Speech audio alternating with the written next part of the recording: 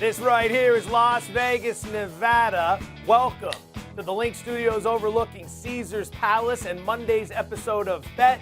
Alongside my man Jordan Schultz, who's filling in for Tyler Fulgham. I am Joe Fortenbaugh. We've got a big show in store for you today. Australian Open picks, believe it or not. Brett Okamato on what's next for Conor McGregor. And we've got the NBA Monday Night Pick'em Spectacular. But Jordan, looking good, my man. I haven't seen you since Miami for the Super Bowl last year. How you doing? I'm doing great, bro. Thank you. I can't see you myself, but I hear you look good as well.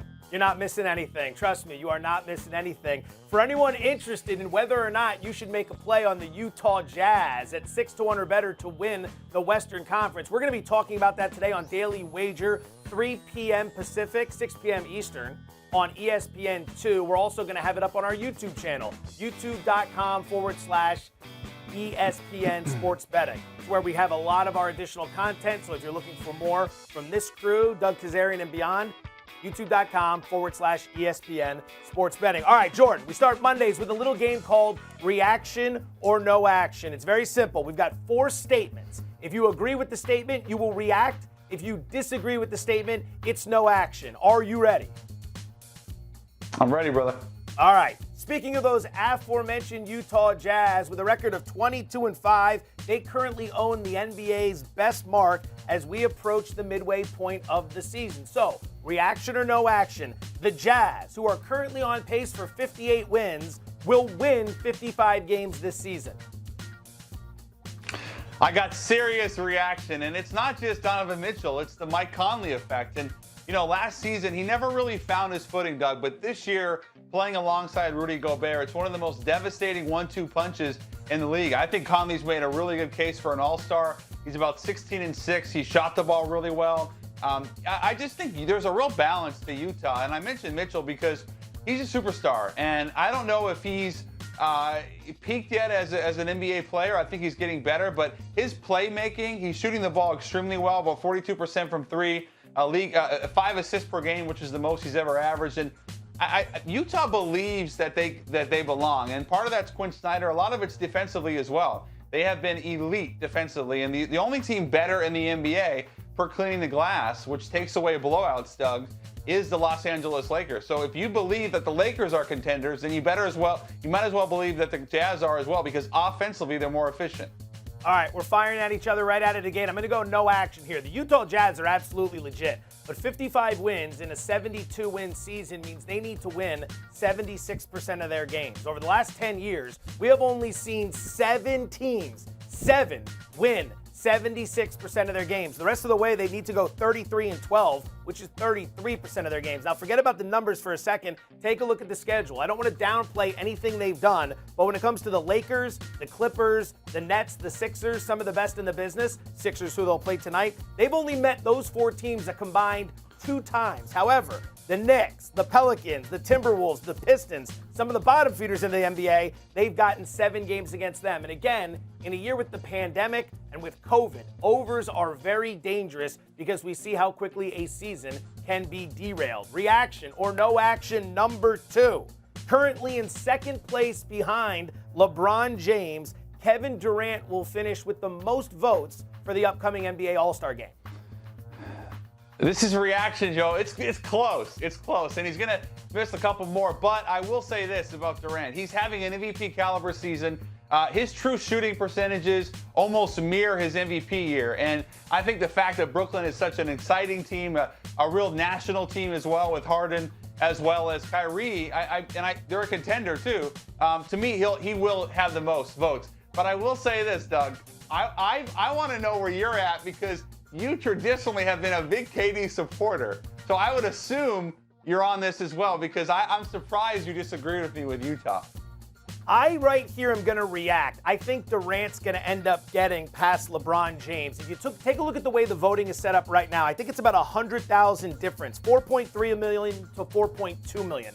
So there's some change in there. Now, Durant actually led the vote the first ballots that were released. The first time we did a count, Durant was leading. But then look what happened. LeBron got past him. Why? Kevin Durant missed what, like 4 or 5 games because of the league's health and safety protocols. He missed half a game, and then he was out for 4 or 5, which gave LeBron the chance to get past him. The rest of the way, they do have the Lakers coming up on Thursday night. I know he's dealing with some hamstring tightness suffered in the Golden State game, so we're not going to see him tonight against Sacramento. But I believe that there's an easier path for him to domination in votes when it comes to the Eastern Conference versus the Western Conference. And I think by the time we get to the All-Star game, he will surpass LeBron James. But it's going to be very close. I agree with you on that one. Number 3 as we keep it moving. Reaction or no action? Home of the Michigan Wolverines and the Ohio State Buckeyes, the Big Ten Conference will get 10 teams into March Madness. That's no action, Joe. It's serious no action. I would say 8, maybe 9. I think Lenardi had him at 9. I'm going to say no because the Big Ten really feasts off one another, and that's been the issue with that league all year. You have a lot of really good teams. I think Iowa's a great team. I think Luka Garza is going to win Player of the Year. But the bottom of that league, you mentioned Michigan, Ohio State. The way that they've beaten up on one another, I don't think it's going to happen. And I would be surprised at this rate, honestly, Joe, if they end up getting 9. I think right now it's 8, maybe 9. So definitely stay away from the 10. Agreement, no action. You and I are going to be on the same page here. Like you said, Joe Lunardi's got 9 of them getting in. The 2 that are the next closest are Maryland and Penn State, but they're not even the next 4 in. They're the 4 after that. Exactly. You've got some teams on the bubble right now that I'd rather see, like Drake is a fantastic basketball team. St. Louis is a fantastic basketball team. I think they're only 10-2 due to COVID issues. I would rather see those teams get in than more Big Ten teams. With Illinois, with Michigan, with Ohio State, the conference is going to be very well represented. So you don't need the bottom with Penn State and Maryland getting in. In addition, I shudder to think how the committee's going to feel about the UNCs and the Dukes and the Kentuckys of the world. The blue bloods that draw big ratings. Yeah. I wouldn't be surprised if they wanted to try to squeeze one of them in as well. I'm with you on this one. Maybe one of those. Maybe one, right? All right. Reaction or no action? Final one. Now a free agent after 10 seasons with the Houston Texans, J.J. Watt will sign with the Pittsburgh Steelers so he can play with his brother TJ. No action. You know, you got the brothers Watt, and I listen, Joe, it's a very formidable team. Regardless, if they get J.J. Watt, it's that much better. And obviously, they had big injury issues this year, Bud Dupree mainly. But I will say that Pittsburgh still has to figure out what they need to do with Ben Roethlisberger, who's got a massive cap hit. So it's not that I don't see J.J. going to Pittsburgh or wanting to become a Steeler, but there's 10, 11 teams that could legitimately go after him, Seattle being one of them. San Francisco that have some room that would like to go out and get a pass rusher who's still only 32 years old. So I'm going to say no action, but it could happen. No action. I'm with you on this one as well. I like the analysis. Let's start with this. Pittsburgh has more pressing needs that they need to address this offseason. Forget about Ben Roethlisberger's salary cap number. Juju Smith-Schuster is going to be a free agent. Bud Dupree is going to be a free agent. Villanueva, the left tackle, is going to be a free agent. And Marcus Pouncey, the best center in the game, is retiring. So they have pressing needs outside of another outside aging pass rusher, which leads me to problem number 2. Watt is going to be 32 years old in March. And over the last 4 seasons, that's nothing. He's averaging 9 yards per game. It's nothing for you and me. We're old guys talking about sports. But look at all the injuries he's sustained. Last 5 years, he's averaging just 9 games per season. So how expensive would you be willing to go for someone like J.J. Watt? Pittsburgh's got to focus more on the offensive side, in my opinion. I'd be going elsewhere. I'll give you the last word on this one. I would go mid-teens. Yeah, mid-teens. But also with Houston, you have to remember that he played so well in so many games. He was an Ironman before those injuries. And to me, if you put J.J. Watt in a new system where he doesn't have to play every down like he did in Houston, he could take some plays off, not be a specialist, but someone that can at least take some plays off. I would say that J.J. Watt is still absolutely worth going after. And like I said, there's going to be a lot of contenders lining up to go out and get him. I agree. Plus, the leadership element in the locker room is something that can't be dismissed. Jordan, awesome stuff. We're off and running. Sit tight. We're going to come back to you in just a bit to talk a little NBA Monday Night Pick'em as well as the Australian Open. But right now, we're going to turn our attention to UFC 258 and beyond. It took place this past weekend here in Las Vegas. And to figure out what shook down and what's coming, Brett Okamato, kind enough to join us here on Bet. Brett, appreciate the time as always. Let's start with this. Kamaru Usman was still dripping sweat from his third-round TKO over Gilbert Burns Saturday night when he made it clear he wants to fight Jorge Masvidal next. Usman could pretty much name any opponent at this point, it seems like. So why go after Masvidal, who he beat last year? Well, it's the fight that pays him the most, and quite frankly, it might be the easiest fight for him because, Usman is known as primarily a wrestler, and Jorge is a striker. He's not a huge guy for 170 pounds, and although he's got some defensive wrestling, I wouldn't count him out in a rematch against Kamaru Usman. When they fought last year, Jorge took that fight on 6 days' notice, so that's a tough ask to beat a champion on 6 days' notice. But Jorge has the biggest name. He's got a really big following. He's turned into kind of one of the top 5 superstars in the UFC. So if I'm Kamaru Usman, I'm getting the more pay-per-views I sell, the more money I make. And on top of that, I think I can wrestle Masvidal to death again for the second time in a year. So if I'm Usman, I'm probably making that same call out. Yeah, money, pay-per-view buys, that logic is very tough to disagree with. Let's get caught up on some of the big names in the fight game. We haven't seen Amanda Nunes since last June. She is a massive minus 1,100 favorite over Megan Anderson at UFC 259. Does this fight, in your opinion, get past the second round? Past the second round, I don't know, probably not, man. I mean, Amanda Nunes, she comes out just guns blazing every time. She just shows no regard for her opponent's power. I mean, that's something we talk about in combat sports, is that you have to get your opponent to respect your power, and Amanda Nunes doesn't respect anybody. I mean, she's a great lady. She respects them from that standpoint, but as far as, being afraid of what they're throwing back at her, she has the utmost confidence, and so she lets her hands go. And we've seen, she knocked out Chris Cyborg in very, very quick fashion, knocked out Holly Holm with a head kick when Holly Holm is known as a kickboxer. Like, this woman is just on absolute fire. And Megan, while she is a full-size 145-pounder, she's a big girl. I think that'll help her. That'll be something maybe Amanda Nunes hasn't quite seen. Probably the biggest opponent she will have ever fought. She gets hit a lot. So either way, no, I don't think it's going past 2 rounds. I think Amanda could probably get it done in 1. Conor McGregor's been asking for a rematch, which would be a trilogy with Dustin Poirier, who he just lost to. Dana White said that's something that could happen this summer. Regardless of who McGregor fights, how confident are you in him beating any big-name fighters at this point based on what we just saw against Poirier?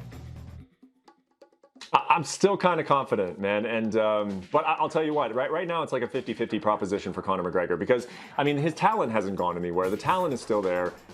He still hits hard. He still is very, very mentally strong, I believe.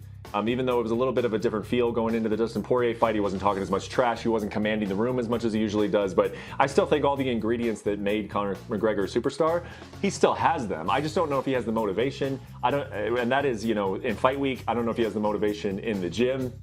This was the big question when he went off and fought Floyd Mayweather in 2017. He was going to make millions and millions and millions of dollars. And so that's great for him, great for his family. I'm happy for him, love to see it. But what would that do to the rest of his career? And so far, the rest of his career has been a little bit of a mixed bag. So I think we're going to find out. I think we're going to find out in that trilogy fight with Dustin Poirier, win or lose. Does he make some adjustments? Does he make the adjustments specifically to that leg kick that was busting him up the second time they fought? And we're going to find out. But right now, I would say 50-50 on him. But I'm leaning more towards, he can still beat some of the elite guys.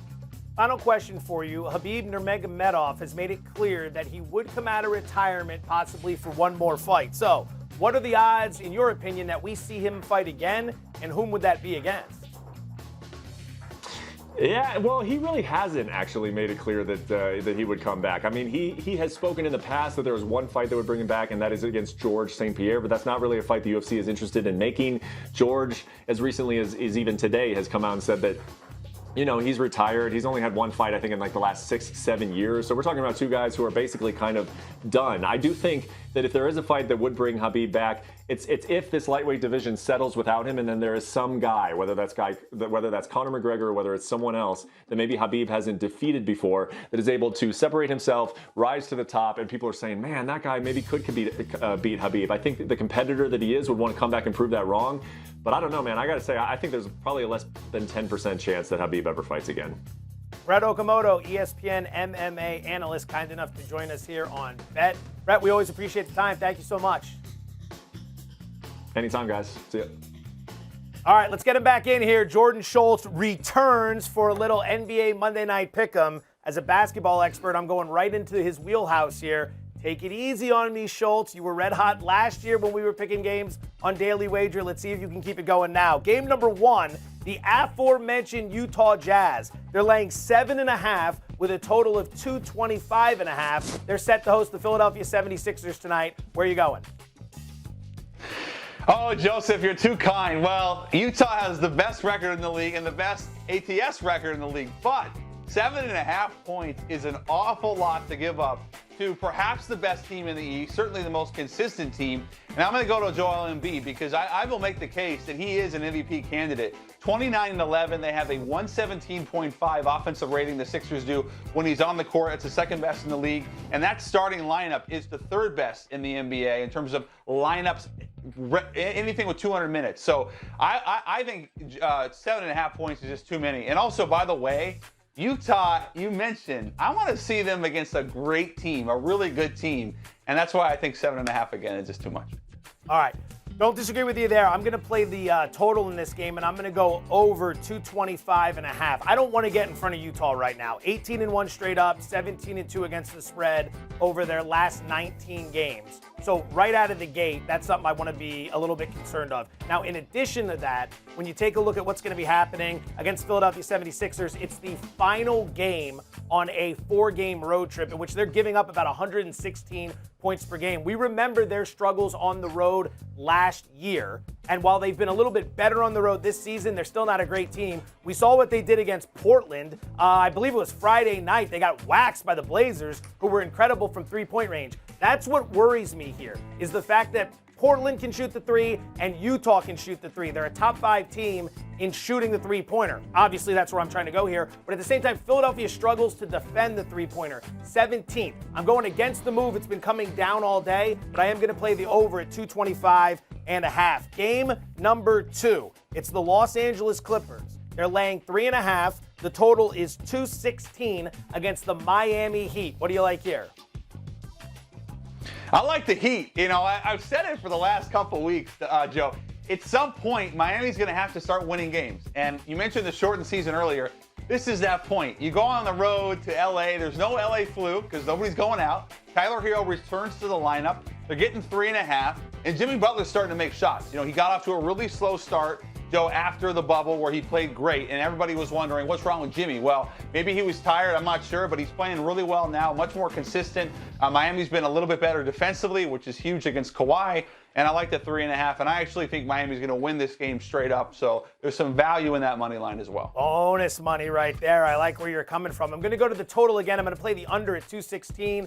No Kawhi Leonard, no Paul George tonight. That was the situation when these two got together in Miami at the end of January, and there were only 214 points put on the board, which is what I want to focus with when it comes to the Miami Heat. Over their last 10 games, they have eclipsed 212 points in a game just 3 times. They've gone to 217 or more just 1 time. They play a lot of low-scoring games. It's either them stepping up on defense or them coming up short on offense. Case in point, this year, they're 26th in offensive rating and 27th in scoring. Butler's injury early in the season certainly didn't help that cause, but you factor in the point that the Clippers are 26th in pace and the Heat are 19th in pace this season. Neither team's trying to fly up and down the court. You get a little bit of defense from both of them. You get very little offense from the Heat side of the equation. The line's been coming down. I side with the line movement. I'm going to go under 216. Game number 3, final one.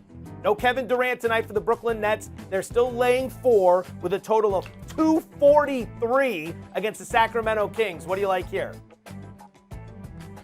Well, the fact that they're only laying 4 is not enough. I would put 6.5. I mean, you're talking about a Sacramento team that doesn't guard anyone, and I kind of bought into the Kings making a little bit of a push. Suddenly they lost, I think, 4 in a row, and other than Fox, they really haven't had anybody be super consistent. And I think he's an all-star, by the way. But even no Kevin Durant, I think the Harden and Kyrie, Joe, the fact that they finally found some synergy, allowing Harden to play more on the ball, which has been a big thing for them, a big positive. Not to say Brooklyn is an elite defensive team, because they're not even close, but Sacramento doesn't guard anyone. This is going to be a high-scoring game in the capital state of California, or capital city of California. I like Brooklyn going away on the road. What do you make of this Sacramento Kings team before I give my pick? They had a little bit of a hot streak there for a minute, and then they immediately lost rolling. 3 in a row. Yeah. Yeah, you know what? I think the biggest thing with them is because they haven't really figured out what Marvin Bagley is for them, and Buddy Hield has not shot the ball well, they don't really score enough to just want to outscore you, which is what Brooklyn does so well. And in the West, you mentioned Utah, obviously, Phoenix, both LA teams, Portland, Denver. There's a lot of really good offensive teams in the West, and you can't just outscore people if you're not going to guard anyone. So I think they're still learning how to play defensively. Luke Walton has talked about it a lot. De'Aaron Fox has said we've got to be better on that side of the floor. But I think also when you don't really have an identity offensively other than your point guard, it's very hard. I'm in complete agreement with you. I would lay the 4 as well here. The Brooklyn defense is a massive concern, right? They're sitting around 25th, 26th in defensive rating, but ultimately I'm still getting 2 superstars, and it's so difficult for me to get anywhere close to betting on the Kings with any money, whether it's hard-earned or whether I stumble backwards into it on a penny slot machine downstairs. I mean, they've been absolutely brutal. These last 3 games they've lost, they don't even lose them close. They've lost them by an average of 11 points per game. They just played last night, by the way, or yesterday against Memphis. They lost that game by 14 to a struggling Grizzlies team. I mean, at least be competitive. So ultimately, you've got Brooklyn coming off a big win Saturday night. That's where I'm at with this. I mean, it's not so much a play on Brooklyn for me as it is a play against Sacramento. That's fair. I mean, there's really 3 teams in the NBA I look at, Joe, and say, I don't really trust betting them. It's Sacramento, New Orleans, and Chicago. On any given night, those teams can play really well, but I don't trust them enough. And a big reason is none of them play any defense. So I'm with you. It's more of a play against Sacramento than anything. I have a rule similar to that. If the game involves any of the following 2 teams, Dallas, Portland, Sacramento, or New Orleans, it's an automatic overbet. Like we saw last night, Dallas and Portland, no problem soaring over the total. There were like 75 points in the third quarter of that game. All right, we got to move past this for a second. So I'm going to take everyone behind the curtain here. So today, you're coming on to join me. We've known each other for a little while. We've talked a lot of hoops. We've talked a lot of football. We were going to get Brad Gilbert to come on to talk tennis with us. Well, tennis? And somehow you come out of left field, and no one knew this, that you can be our analyst for the Australian Open. Where's the tennis knowledge come from? Okay, so Joseph, growing up in Seattle, I played a lot of tennis. It was a really popular sport when I was a kid. I got into it, kind of dropped it, and then these last couple of years I picked it back up. And as a result, I've been watching a lot. So I have watched almost every men's match, quite a few women's matches. I've been blown away by the Aussie Open and the fact that these guys are still producing, especially without fans right now. I'm a big fan, so I'm excited to talk about it. All right, we'll see about that. I got 3 questions for you. We're going to start with Serena Williams, who's 3 wins away from Grand Slam number 24. She's going to face Simona Halep tonight. Now, she's a slight favorite at -125, which means you're risking $125 to win 100. The last time these two faced each other was in the 2019 Wimbledon final, where Halep dominated. How do you see this one playing out?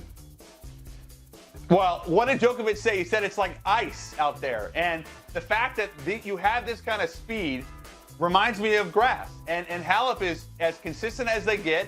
Serena's been playing very well, and I thought her match against the young Russian, she really showed a lot of that typical Serena grit. But I'm going to go Halep, getting a little bit of a plus money, and maybe a little sneaky parlay with the Nets, a little cross-sport parlay. I love it. We didn't even have to get to the second question. Yes, I do. I love that. All right, cross-sport parlay. Let's move to the men's side. Novak Djokovic is also through to the quarters, and he's the betting favorite to win it all at +175. However, he has said that if this was not a major, he would have pulled out due to the injury he's been battling. He's got Alex Zverev tonight. Any chance of an upset here? Yeah, I mean, Zverev is as talented as a player as you'll find when he's mentally right, which he's been in this tournament, and obviously in the U.S. Open when he beat Thiem. You're talking about a guy that has all the tools, incredible serve. He's been a little bit better defensively, which is obviously where Djokovic reigns supreme. I think Djokovic wins this match, but having watched Nadal beat Fognini, I think Rafa's going to end up winning this tournament. So I like Djokovic tonight. Not a lot of great odds. I think Rafa wins the actual tournament. All right, final question. If your only two options were the following, which one would you bet?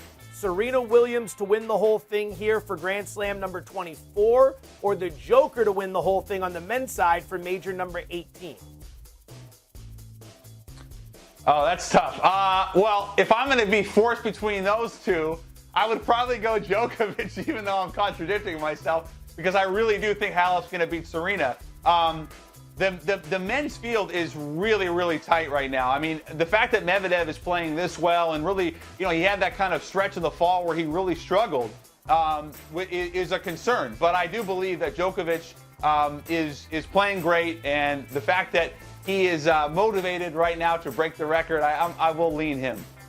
You learn something new every day. Jordan Schultz breaking down Australian Open picks. And not only that, making it sound good. I like that, buddy. I like that a lot. I got one more for you. Well, can I just say, I give you my little sleeper there. I kind of tease because Medvedev is playing really, really well. And if you're looking for someone, not Rafa, not Djokovic, it is going to be Medvedev. All right, a little bonus pick on the way out. I like that. Final pick before we say goodbye on today's episode of Bet. We're going to go to the college hoops world. We don't have a very robust card tonight, but we do have a good one in Tallahassee. The Seminoles are laying 1.5 with a total of 127.5 as they get set to host the Virginia Cavaliers. You got to make a pick in this game. Which way are you going to go? It's a rock fight. Leonard Hamilton loves rock fights, and I've said all year, I think MJ Walker is one of the more undervalued players in America, not just the ACC. So I think he has a big game. Florida State has always been really good at home, and I believe that they'll get this done as a slight dog in Tallahassee. All right, looks like you and I are going to be on the opposite ends of the final pick of the day. I will take Virginia, but it seems like everyone I'm talking to likes the Seminoles in this situation. Taking The Seminoles, Virginia. by the way, are sitting around like 40, 45 to 1 to win the tournament. They are a long, talented team under Leonard Hamilton, as you just said. I find myself liking Virginia tonight for a couple key reasons. Number one, three-point shooting. They're one of the best in the country. They're 6th in three-point shooting, and it actually makes up 38% of their scoring, which is 31st in the country. So not only do they shoot the three-pointer well, but they depend upon it for a large chunk of their scoring, more so than a heavy majority of the rest of the country. Florida State opponents are shooting 34% from deep this season, which ranks 210th in terms of three-point defense. So Virginia wants to shoot the three. They need to shoot the three. They're successful shooting the three. Florida State struggles to defend shooting the three. Virginia has also gone on the road this year and had some success. It's a small sample, but it's 4-1-1 against the spread on the road. So I'm going to side with the Cavaliers. But hey, we'll figure out tomorrow which one of us is on the right side. I appreciate you joining me today, buddy. I'm going to see you in like 90 minutes on Daily Wager. Are you ready? I'm ready, brother. I appreciate you having me, man. All right, he's Jordan Schultz. I'm Joe Fortenbaugh. This is Bet. Thank you so much for joining us today. We appreciate it. ESPN 2, 6 p.m. tonight for Daily Wager.